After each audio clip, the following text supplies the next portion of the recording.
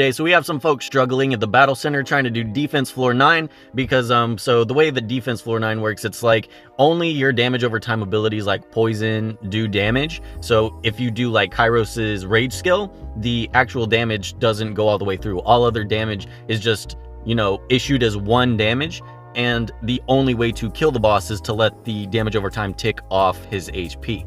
So there's only a limited amount of turns to do that, and there's a lot of people having trouble getting off, you know, all of the poison and trying to get all the damage that they need to get out before their turns end up actually running out. So I'll go ahead and show you how I did this. Our boss is, you know, Craig, nothing too crazy. He's just got, you know, a pretty high attack, an insane defense, and then a lot of HP. So basically, since the poison damage over time effect does damage based off of your total attack, what you want to do is if you have like your Kairos or your Nakri or something built for, you know, crit rate on their ring or crit damage on their ring or attack speed on their gloves, you're just going to want to set it all to attack percent.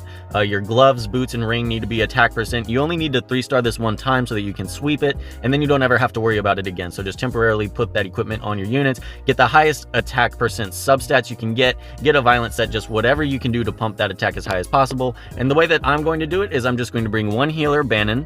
I'm going to bring a super tank to eat the boss's attacks. That's going to be Nadine. And I'm going to bring one unit to do as much poison as possible, and my unit is going to be my Nakri.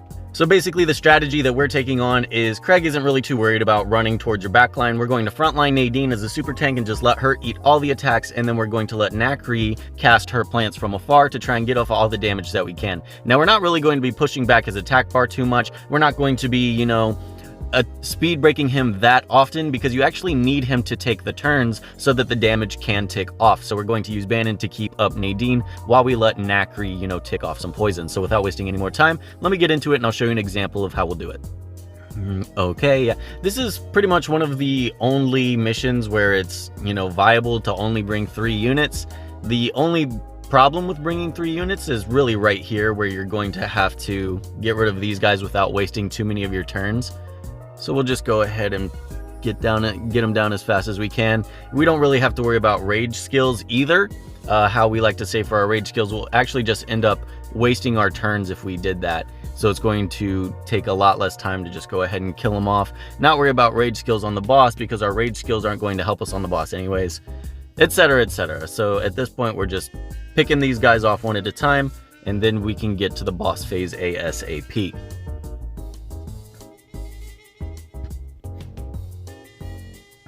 Alright, now that we're at boss phase, what we're going to do is we're going to push Nadine way up in his face and push everyone else as far away as we possibly can, while still being able to get off our abilities, and trying to pretty much lock him into a fight with Nadine so that we don't have to worry about him targeting some of our other units. What he's going to do, I put on speed break first turn because we don't really have poison to tick off yet. We only have 2 ticks of poison. It's not really a big deal. Another thing is you can attack buff your Nakri to make it to where her poison does more damage overall. That's the thing that Craig does. He puts down a little magma pool. Just move out of it. You know, don't stress about it too much. As long as your guys are properly spread out, you'll be able to move out of it with pretty much no problem. So again, at this point, we might be able to attack buff our Nakri to make sure that we could get off some of that good poison. Okay, make sure he's just going to stand right here, and then we can start ticking off poison once we get our plants surrounding him. He's kind of in a bad spot for our plants right now. Maybe we could use Nadine to push him back into the plants. Let's see if we could do that. That's the good thing about Nadine too, is if like you have some bad positioning, you can always use her to try and reposition the enemy. Let's see. All right, so that's a little bit better, I think. Let's see if we could get some. All right, well, the plants are actually in range to hit him now. So if your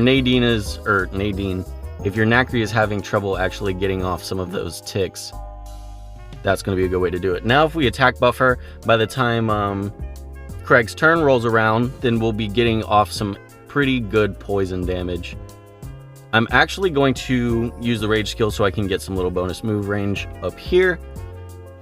But he's going to go for my Nakri anyways, so that was one turn. We already saw it. We ticked off about 1/4 of his health right off the bat. So now we just need to heal up Nakri, make sure we get her away from him, and then we can also use Nadine to get him away from her as well. This is just a control fight, really. It's all about control having your units in the right areas, etc, etc. I'm going to use her rage skill even though it's not going to do any damage, just so that I could get a little bit of a different position on my Nadine. I don't really want to use it on my Bannon. I was hoping I could move behind him and push him away, but maybe he'll target Nadine since she's closest and inside of the range of his magma pool. We can also move her behind some plants and see if we could stop him from getting all the way over there. This is a little bit of a problem I'm running into right now, where I just basically need him to get the heck away from my support units.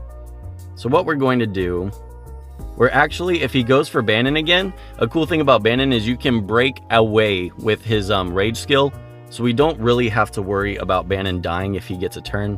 Let's get him all the heck away from everybody with Nadine, using third skill to push him back. And then with this skill, let's just go ahead and tick off some more poisons. Okay, everything's looking good now. Whenever his turn rolls around again, it's probably going to be nearing death for him. Let's just go ahead and try and block off. Let's see if he goes for him. Okay, one more turn and he's practically dead, so maybe we could pass turn here and then attack buff Nakri. We can also use his rage skill to attack buff Nakri, so we're not too worried about, you know, forcing it. If we're not sure if the boss will be taking more turns than us. Let's go ahead and push you into the plants, buddy. This is pretty much death on his part. Once I get the attack buff on Nakri, and then the plants are going to tick off this poison and he will be done. All right, guys, let's see it. Moment of truth. I'm going to break away Bannon just in case. Oh, he's gone. That's it. So that's pretty much all you have to do. I didn't quite see how many turns we had left. I think we had a pretty decent number of turns. My Nakri's only level 46, Nadine 50, Bannon 48. I'll go ahead and let you look at their stats just in case you want to kind of mimic that ability or that strategy. I definitely don't have the best equipments on my guys right now, for sure. My Nadine is +9 just because I focused her for waifu reasons. She's using resistance booster for raid. Not useful here, but she's on HP defense for this with just like, you know, a dash set, pretty much as much defense as possible, so that if Craig was going to focus her, then she wouldn't really be in too much trouble.